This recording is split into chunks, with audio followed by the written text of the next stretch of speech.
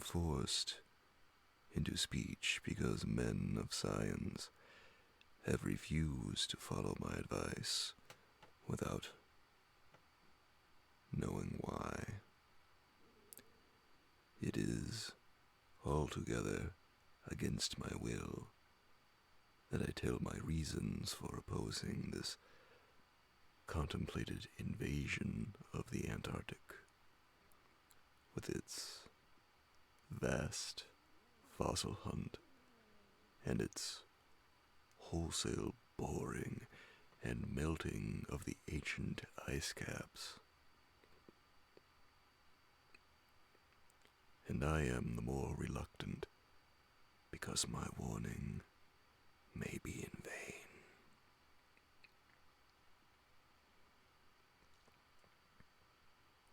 Doubt of the real facts as I reveal them is inevitable, yet if I suppressed what will seem extravagant and incredible, there would be nothing left. The hitherto withheld photographs, both ordinary and aerial, will count in my favor, for they are damnably vivid and graphic. Still, they will be doubted because of the great lengths to which clever fakery can be carried. The ink drawings, of course, will be jeered at as obvious impostures, notwithstanding a strangeness and technique which art experts ought to remark and puzzle over. In the end, I must rely on the judgment and standing of the few scientific leaders who have, on the one hand, sufficient independence of thought to weigh my data on its own hideously convincing merits, or in the light of certain primordial and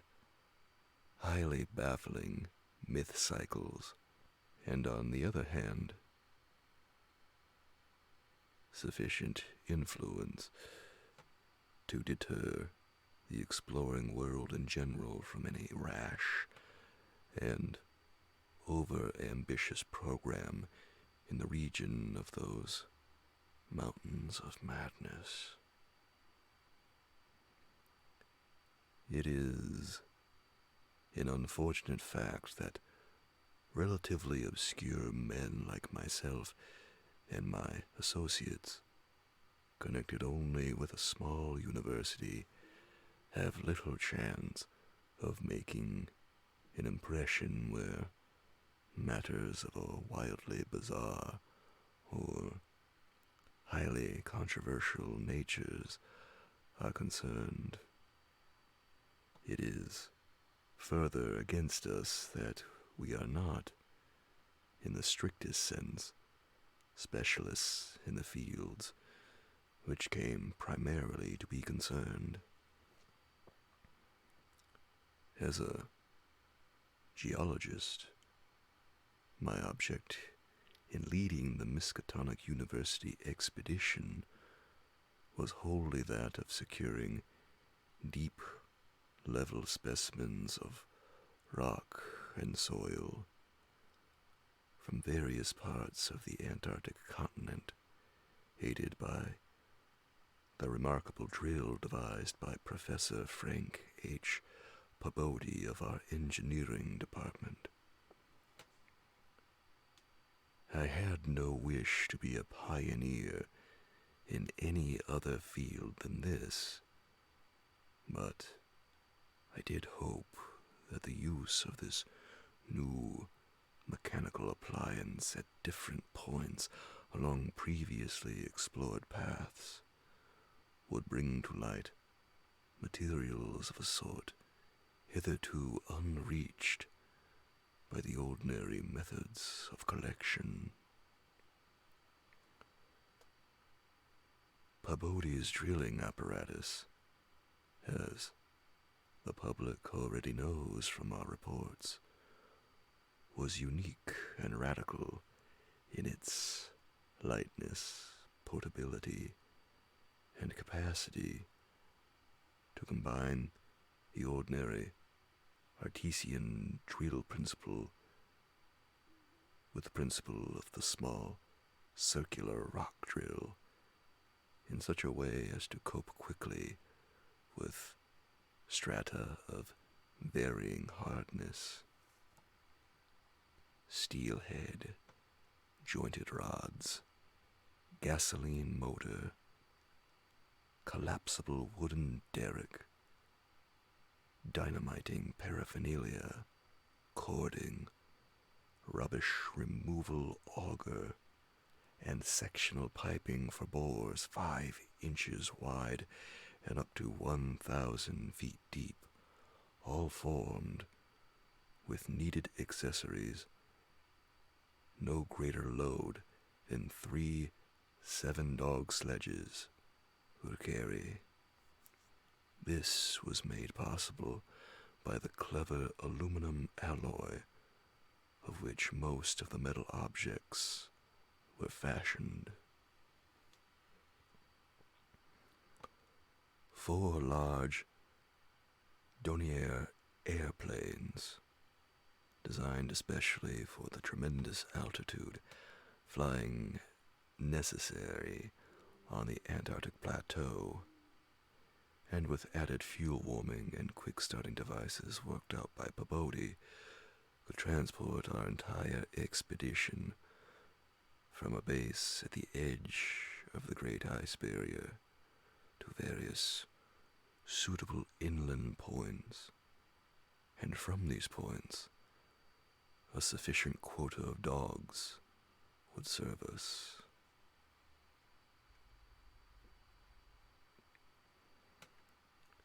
We planned to cover as great an area as one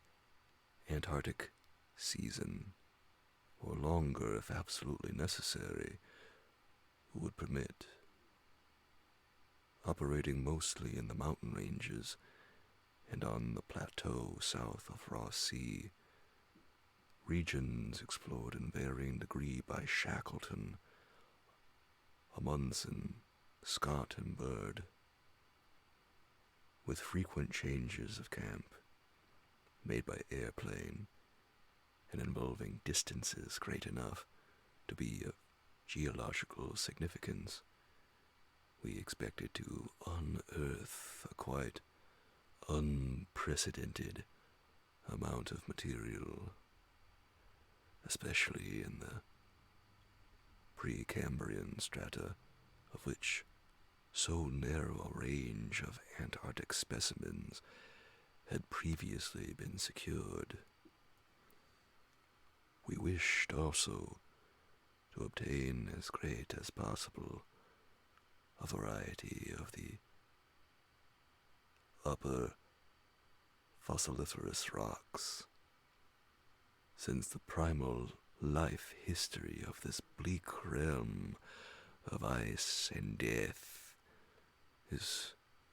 of the highest importance to our knowledge of the Earth's past, that the Antarctic continent was once temperate and even tropical, with a teeming vegetable and animal life of which the lichens, marine fauna, arachnida, and penguins of the northern edge are the only survivors, is a matter of common information, and we hoped to expand that information in variety, accuracy, and detail. When a simple boring revealed fossiliferous signs,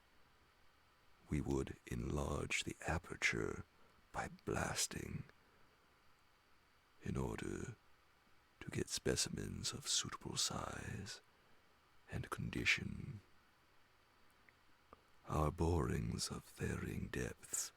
according to the promise held out by the upper soil or rock, were to be confined to exposed or nearly exposed land surfaces, these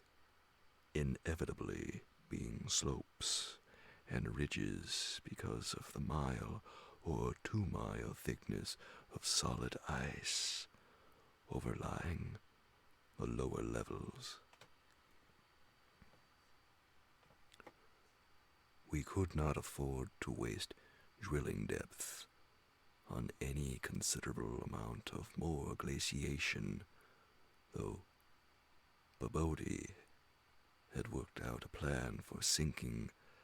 copper electrodes in thick clusters of borings and melting off limited areas of ice with current from a gasoline-driven dynamo. It is this plan which we could not put into effect except experimentally on an expedition such as ours, that the coming Starkweather Moor expedition proposes to follow, despite the warnings I have issued since our return from the Antarctic. The public knows of the Miskatonic expedition through our frequent wireless reports to the Arkham Advertiser and Associated Press, and through the later articles by Pabodi and myself. We consisted of 4 men from the university: Pabodi, Lake of the biology department,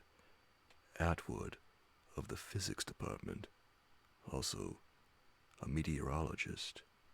and myself, representing geology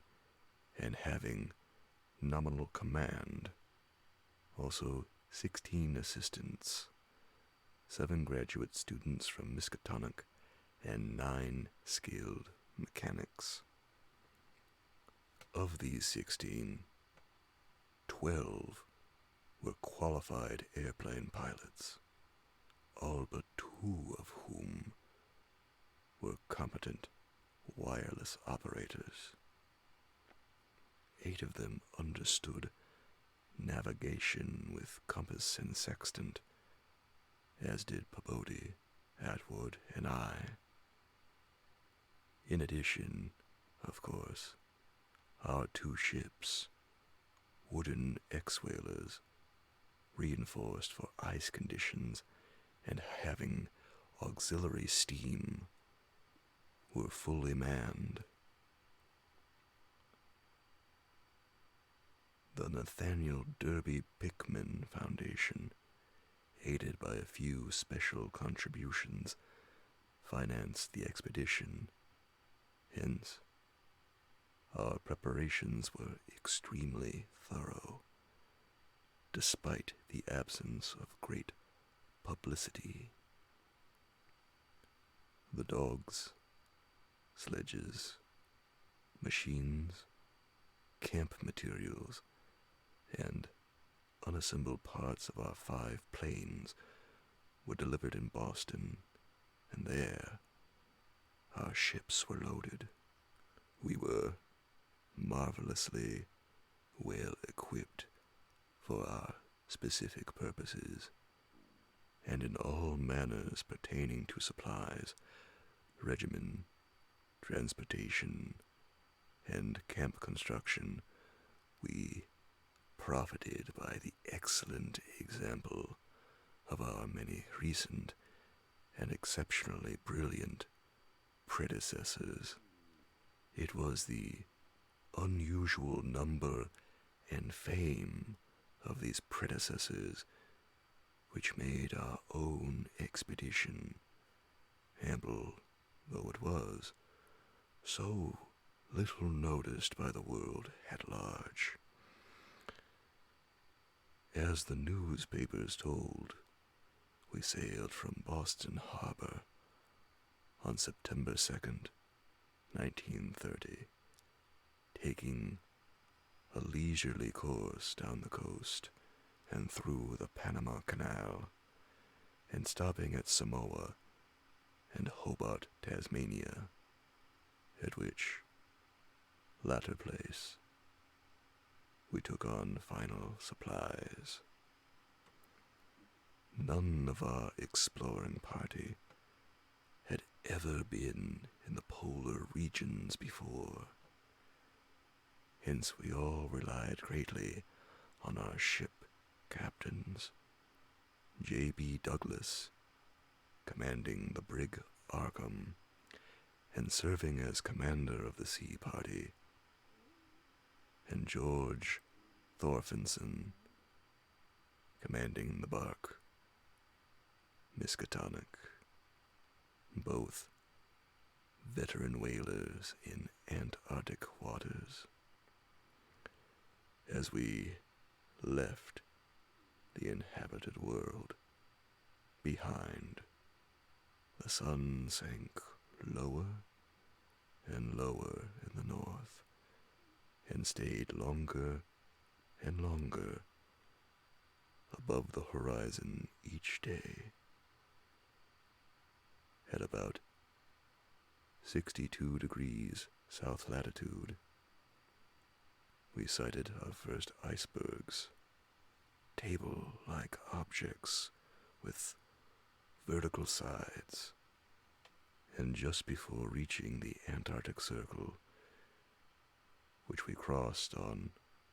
October 20th, with appropriately quaint ceremonies, we were considerably troubled with field ice. The falling temperature bothered me considerably after our long voyage through the tropics, but I tried to brace up for the worse rigors to come. On many occasions, the curious atmospheric effects enchanted me vastly. These included a strikingly vivid mirage, the first I had ever seen, in which distant bergs became the battlements of unimaginable cosmic castles. Pushing through the ice, which was fortunately neither extensive nor thickly packed, we regained open water at south latitude 67 degrees, east longitude 175 degrees. On the morning of October 26th, a strong land blink appeared on the south, and before noon we all felt a thrill of excitement at beholding a vast, lofty, and snow-clad mountain chain which opened out and covered the whole vista ahead. At last, we had encountered an outpost of the great unknown continent and its cryptic world of frozen death. These peaks were obviously the Admiralty Range discovered by Ross,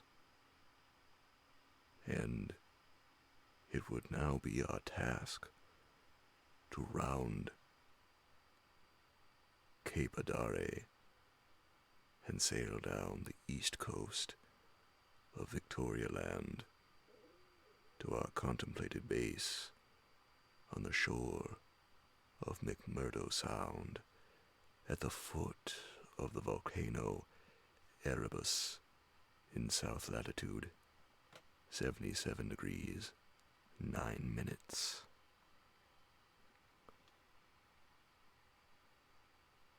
The last lap of the voyage was vivid and fancy-stirring. Great, barren peaks of mystery loomed up constantly against the west, as the low northern sun of noon or the still lower horizon grazing southern sun of midnight poured its hazy, reddish rays over the white snow, bluish ice, and water lanes, and black bits of exposed granite slope. Through the desolate summits swept raging, intermittent gusts of the terrible Antarctic wind, whose cadences sometimes held vague suggestions of a wild and half-sentient musical piping, with notes extending over a wide range, and which, for some subconscious, mnemonic reason, seemed to me disquieting and even dimly terrible.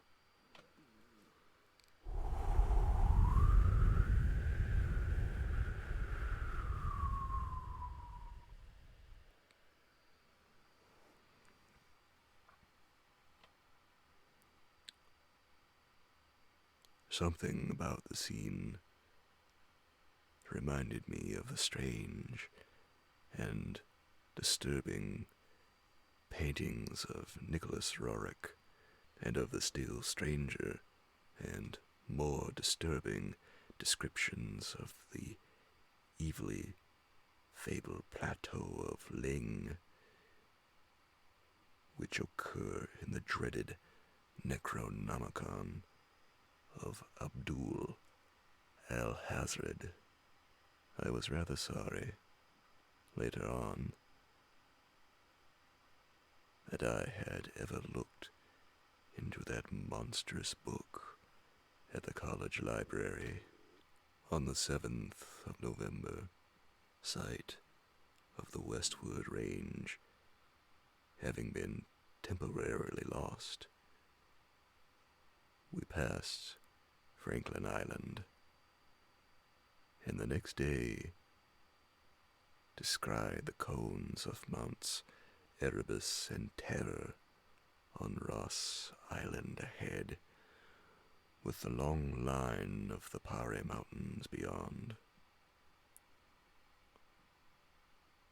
There now stretched off to the east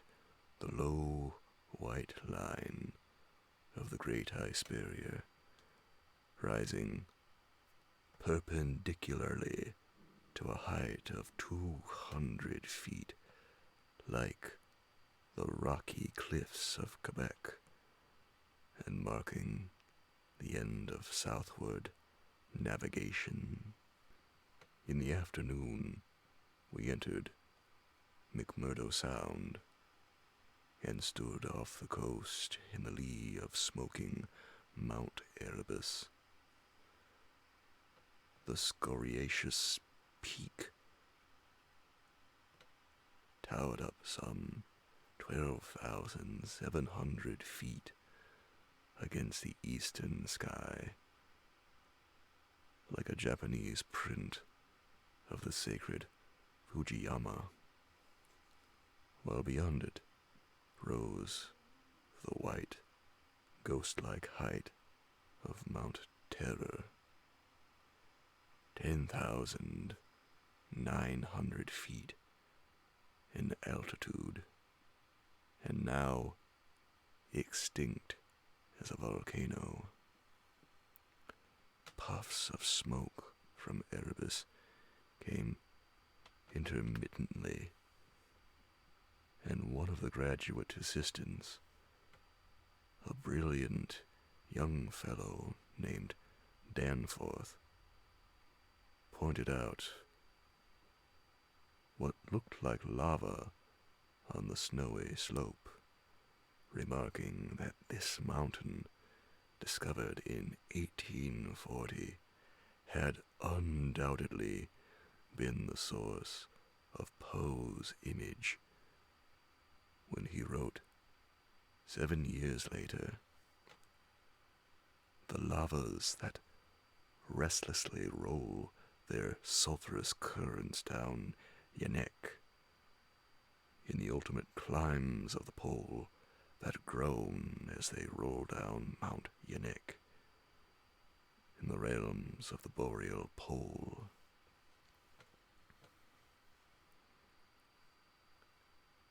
Danforth was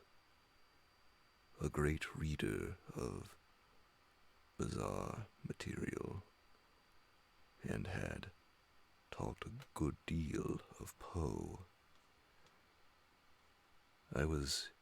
interested myself because of the Antarctic scene of Poe's only long story, the disturbing and enigmatical Arthur Gordon Pym. On the barren shore, and on the lofty ice barrier in the background, myriad of grotesque penguins squawked and flapped their fins, while many fat seals were visible on the water, swimming or sprawling across large cakes of slowly drifting ice. Using small boats, we effected a difficult landing on Ross Island shortly after midnight on the morning of the 9th, carrying a line of cable from each of the ships and preparing to unload supplies by means of a breeches buoy arrangement. Our sensations on first treading Antarctic soil were poignant and complex, even though at this particular point the Scott and Shackleton expeditions had preceded us. Our camp on the frozen shore below the volcano's slope was only a provisional one, headquarters being kept aboard the Arkham. We landed all our drilling apparatus, dogs, sledges, tents, provisions, gasoline tanks, experimental ice melting outfit, cameras, both ordinary and aerial, airplane parts, and other accessories, including 3 small portable wireless outfits, besides those in the planes, capable of communicating with the Arkham's large outfit from any part of the Antarctic continent that we would be likely to visit. The ship's outfit, communicating with the outside world, was to convey press reports to the Arkham Advertiser's powerful wireless station on Kingport Head, Massachusetts. We hoped to complete our work during a single Antarctic summer, but if this proved impossible, we would winter on the Arkham, sending the Miskatonic north before the freezing of the ice for another summer's supplies. I need not repeat what the newspapers have already published about our early work, of our ascent of Mount Erebus, our successful mineral borings at several points on Ross Island, and the singular speed with which Peabody's apparatus accomplished them, even through solid rock layers, our provisional test of the small ice-melting equipment, our perilous ascent of the Great Barrier with sledges and supplies, and our final assembling of 5 huge airplanes at the camp atop the barrier. The health of our land party, 20 men and 55 Alaskan sledge dogs, was remarkable. Though, of course, we had so far encountered no really destructive temperatures or windstorms. For the most part, the thermometer varied between 0 and 20 degrees or 25 degrees above, and our experience with New England winters had accustomed us to rigors of this sort. The barrier camp was semi-permanent and destined to be a storage cache for gasoline, provisions, dynamite, and other supplies. Only 4 of our planes were needed to carry the actual exploring material, the 5th being left with a pilot and 2 men from the ships at the storage cache to form a means of reaching us from the Arkham in case all our exploring planes were lost. Later, when not using all the other planes for moving apparatus, we would employ 1 or 2 in a shuttle transportation service between this cache and another permanent base on the Great Plateau from 600 to 700 miles southward beyond Beardmore Glacier. Despite the almost unanimous accounts of appalling winds and tempests that pour down from the plateau, we determined to dispense with intermediate bases, taking our chances in the interest of economy and probable efficiency.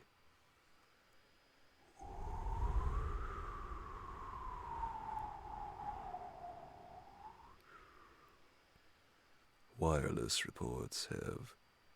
spoken of the breathtaking 4-hour non-stop flight of our squadron on November 21st over the lofty shelf ice, with vast peaks rising on the west and the unfathomed silences echoing to the sound of our engines. Wind troubled us only moderately, and our radio compasses helped us through the one opaque fog we encountered. When the vast rise loomed ahead between latitudes 83 degrees and 84 degrees, we knew we had reached Beardmore Glacier, the largest valley glacier in the world, and that the frozen sea was now giving place to a frowning and mountainous coastline. At last we were truly entering the white, eon-dead world of the ultimate South. Even as we realized it,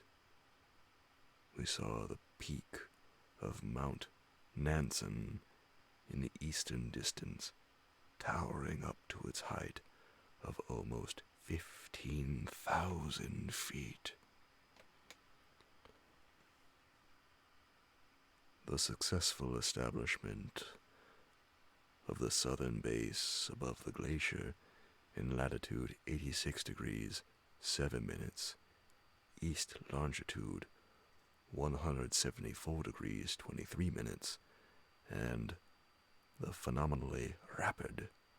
and effective borings and blastings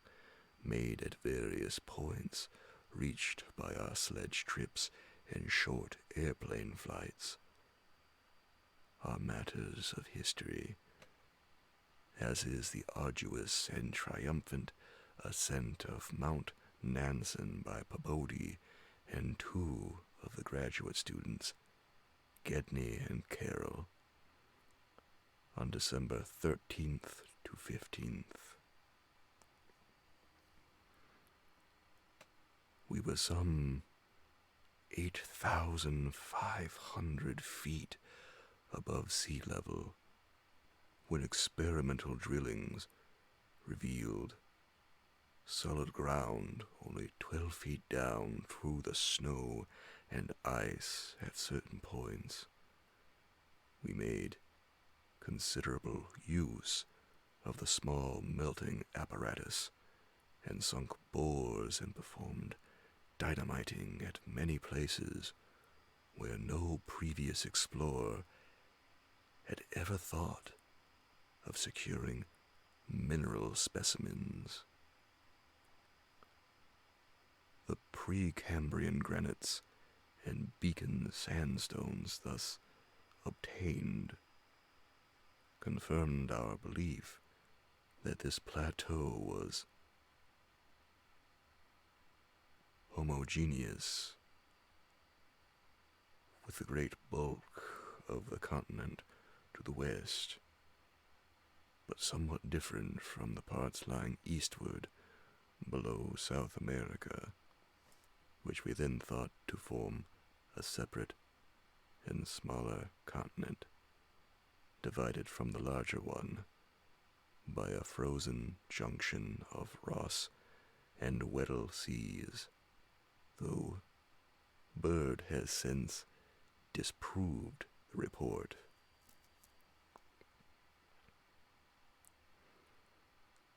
In certain of the sandstones, dynamited and chiseled after boring, revealed the natures, we found some highly interesting fossil markings and fragments, notably ferns, seaweeds, trilobites, crinoids, and such mollusks as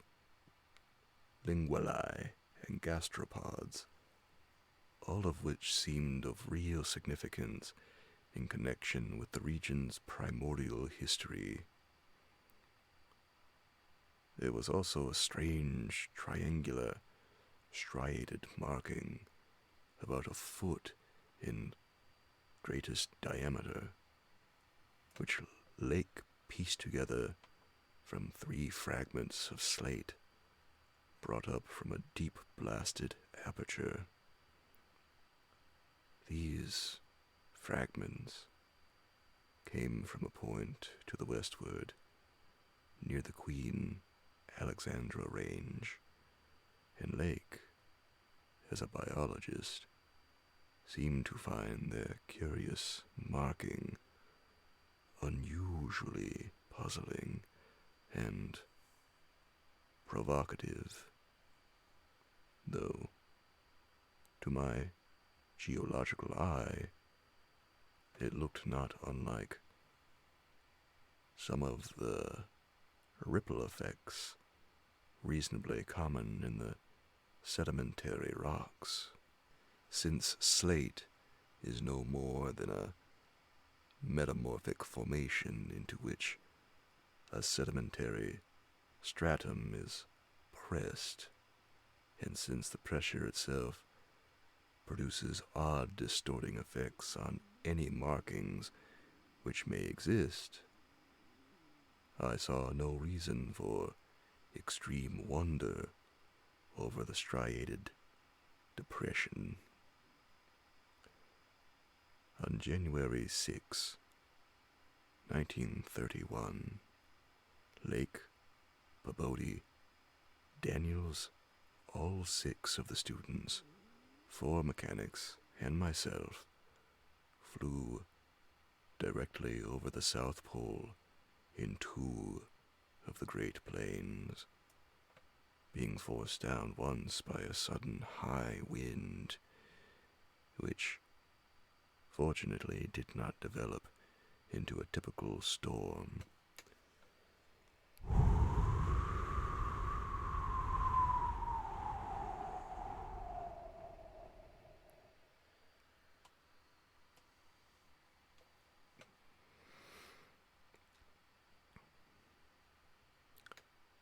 This was, as the papers have stated,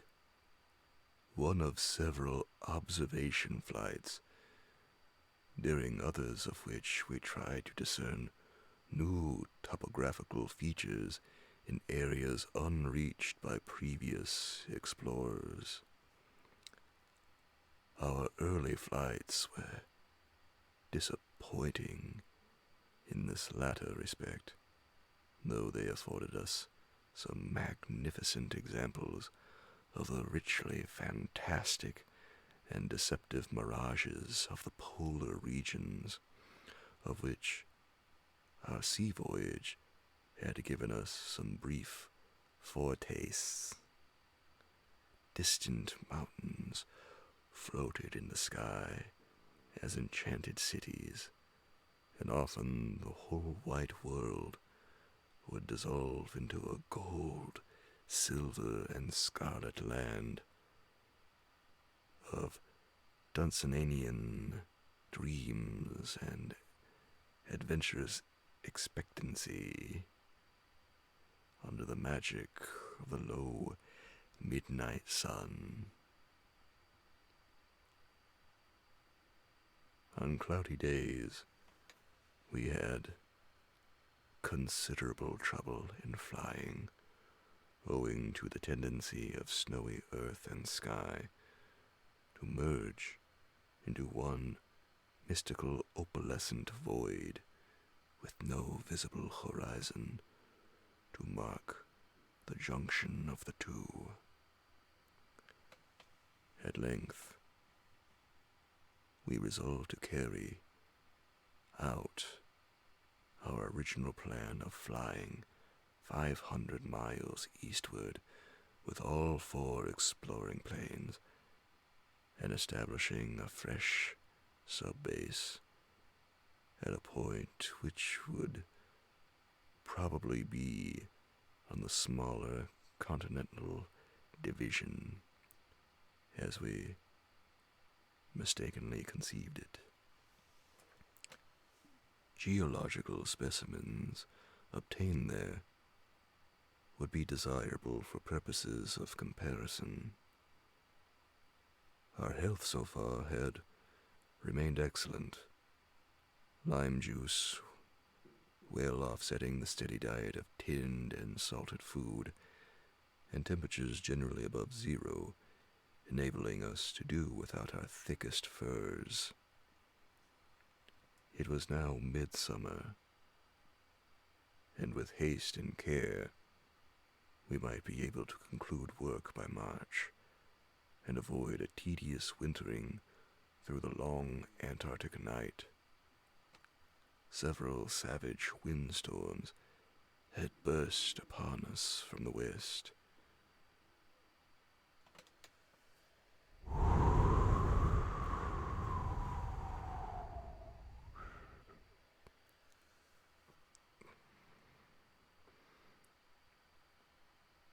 But we had escaped damage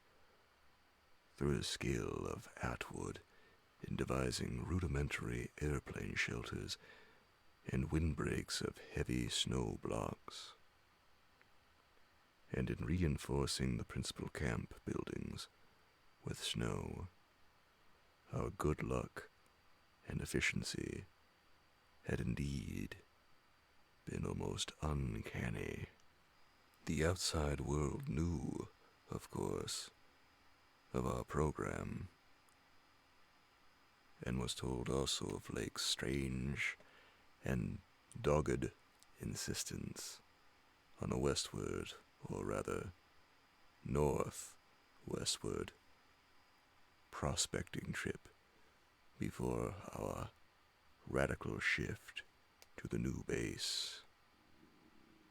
It seems that he had pondered a great deal, and with alarmingly radical daring over that triangular striated marking in the slate, reading into it certain contradictions in nature and geological period which whetted his curiosity to the utmost and made him avid to sink more borings and blastings in the west-stretching formation to which the exhumed fragments evidently belonged. He was strangely convinced that the marking was the print of some bulky, unknown, and radically unclassifiable organism of considerably advanced evolution, notwithstanding that the rock which bore it